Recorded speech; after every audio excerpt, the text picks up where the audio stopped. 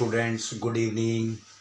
आज आपके सामने class 12th political science chapter 6 book 1 का चैप्टर का नाम है एनवायरनमेंट एंड नेचुरल रिसोर्सेज के इम्पॉर्टेंट एमसीक्यूज, असर्शन रीजन और इम्पॉर्टेंट क्वेश्चन की लिस्ट देने जा रहा हूँ।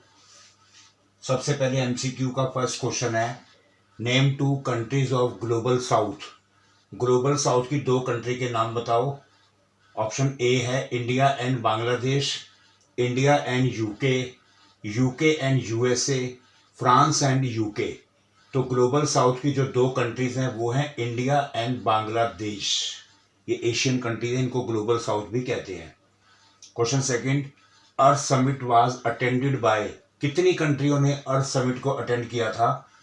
Option A 170 states, B 59 states, C 191 states और D 184 states.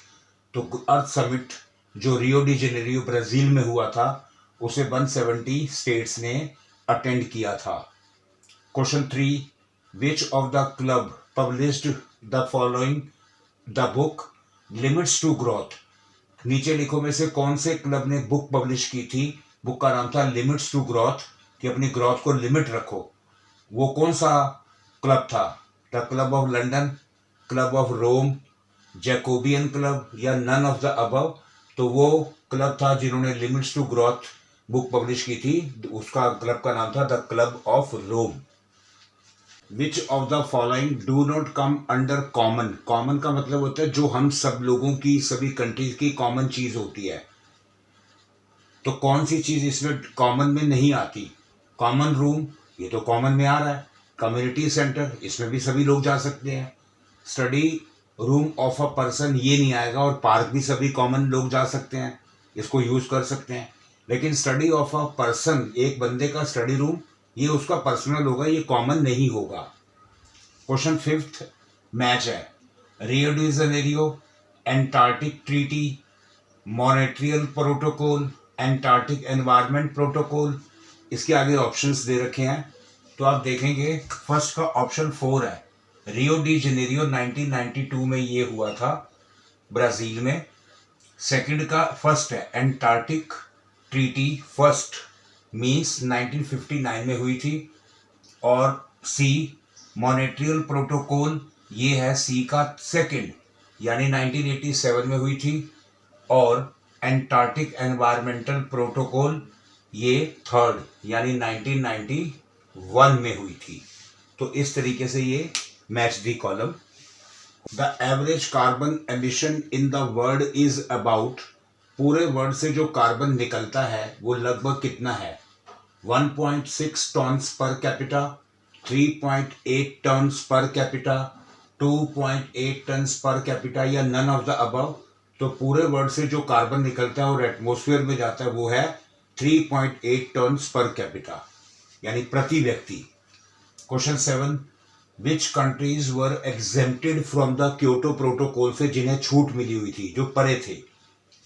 India Japan, Japan China, India China and all of these. तो इंडिया चाइना थे जो क्योटो प्रोटोकॉल से एग्जेम्प्टेड थे। Question 8, which of the following is not a global common. नीचे लिखो में से कौन सी चीज ग्लोबल कॉमन नहीं थी, नहीं है। यानी ग्लोबल कॉमन का मतलब होता है पूरा ग्लोब, उस पर कब्जा नहीं है। अर्थ एटमॉस्फेयर, अर्थ के एटमॉस्फेयर पर ये ग्लोबल कॉमन है। ओशियन फ्लोर, ये भी ग्लोबल कॉमन है। एंटार्क्टिका, ये भी ग्लोबल कॉमन है। लेकिन माउंटेन एरिया यानी लाइक डेक्कन प्लेट्यू, ये इंडिया का पार्ट है, ये ग्लोबल कॉमन नहीं है। 9 असर्शन रीजन, असर्शन का पॉइंट है, renewable resources can become non renewable resources. कह रहे जो रिन्यूएबल रिसोर्सेज हैं, जो हमको बार बार मिलते हैं, क्या वो नॉन रिन्यूएबल बन सकते हैं? Reason, all resources are not exhaustible. कह रहे सभी रिसोर्स नॉट एग्जॉस्टिबल, यानी सभी रिसोर्स खत्म नहीं होंगे। तो इसका आंसर होगा ए इज फॉल्स, कि ये स्टेटमेंट गलत है, बट आर इज ट्रू, यानी रीजन ट्रू है कि all resources are not exhaustible, कि सभी रिसोर्स खत्म नहीं होंगे, खत्म होंगे। क्वेश्चन 10 असर्शन है, non renewable resources are abundant in nature. Non renewable यानी जो रिसोर्स रिन्यू नहीं होते, बार बार यूज नहीं होते, non renewable resources are abundant in nature में बहुत ज़्यादा है।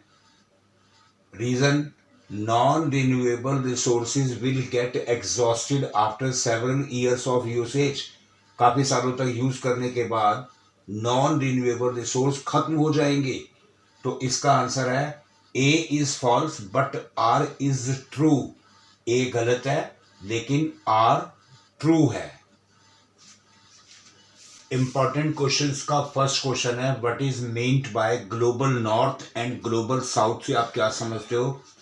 ग्लोबल नॉर्थ का मतलब होता है फर्स्ट वर्ल्ड कंट्रीज यानी developed country, rich country. Global south का मतलब होता है थर्ड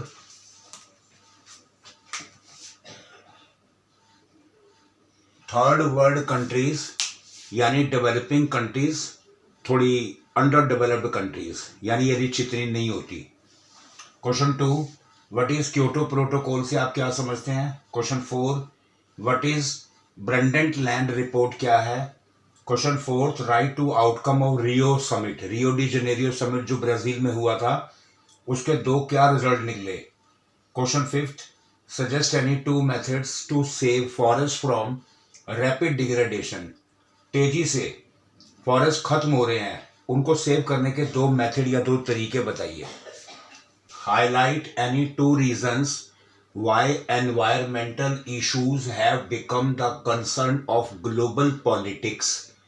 कि एनवायरमेंट को लेकर जो इश्यूज सामने आ रहे हैं वो ग्लोबल पॉलिटिक्स का कंसर्न कैसे है? भाई एनवायरमेंट खराब हो रहा है, डिग्रेड हो रहा है।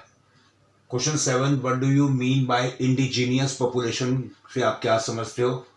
Question 8, what is global commons, global common क्या है? Why is it said that international cooperation over the global commons is not easy. आप बताओ ऐसा क्यों कहा जाता है कि इंटरनेशनल कॉपरेशन की अगर सभी वर्ल्ड के लोग, सभी वर्ल्ड की कंट्री आपस में कॉपरेट करें ओवर ग्लोबल कॉमन्स को लेकर, तो ये कोई इजी काम नहीं है, क्योंकि लड़ाई झगड़े तो होते ही हैं, अभी आप रिसेंटली देख ही रहे हैं। Question 9, explain the concept of common property resource से आप क्या समझते हैं?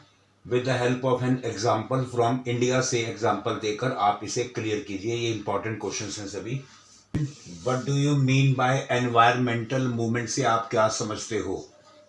Question 11, describe any 3 steps taken by the Indian government.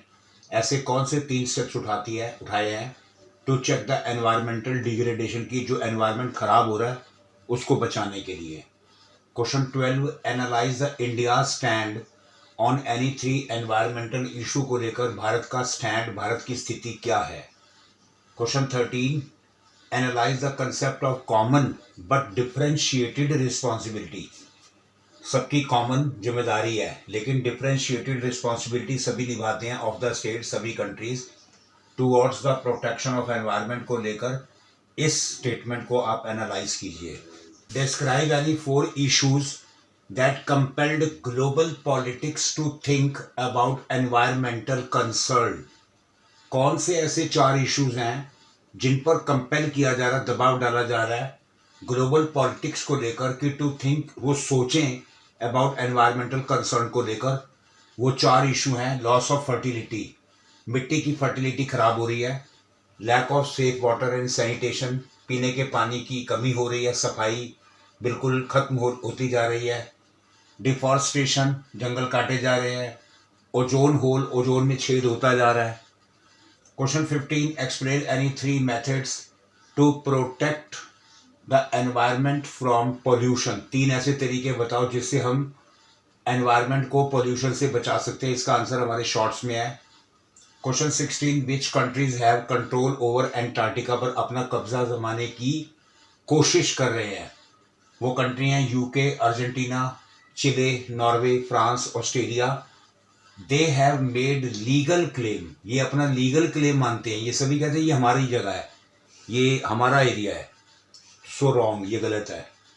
तो बच्चों, आपके सामने class 12th political science chapter 6 book 1 environment and natural resource के इम्पॉर्टेंट एमसीक्यू असर्शन रीजन और इम्पॉर्टेंट क्वेश्चन की लिस्ट दी गई है।